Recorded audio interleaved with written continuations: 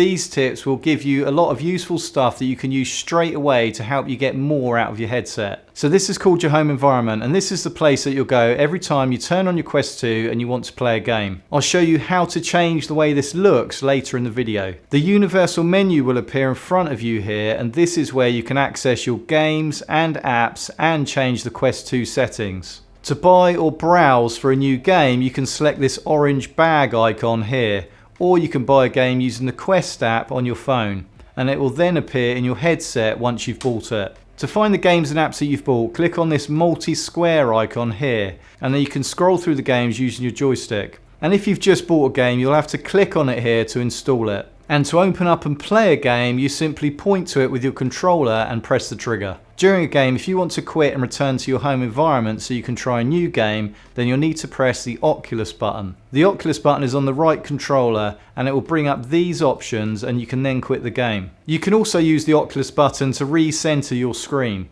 So if you want to move your position, you can then press and hold the Oculus button and everything will shift and reappear in front of you. If you want other people in the room to watch you play the Quest 2, then the simplest way to do this is using the phone app. Open up the app on your phone and select Menu, and then Devices, and then select your Quest 2 headset, and then press the headset icon at the top right, and then press Start. Your friends and family will then be able to watch your headset gameplay on your phone. To open up your settings menu, you can select your apps icon and then settings.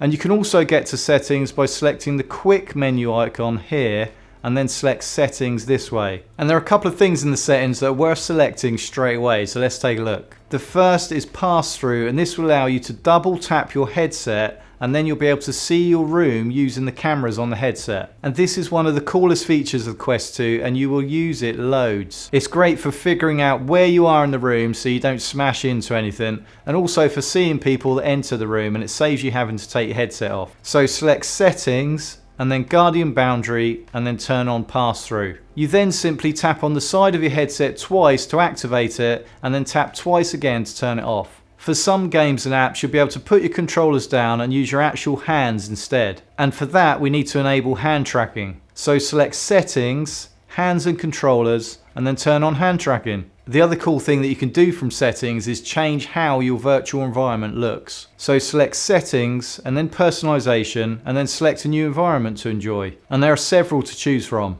Share your tips in the comments below, and to learn more about the common mistakes that beginners make with their Quest 2, you'll want to watch this video next. My name's Rich, thanks for watching, and I'll see you in the next video.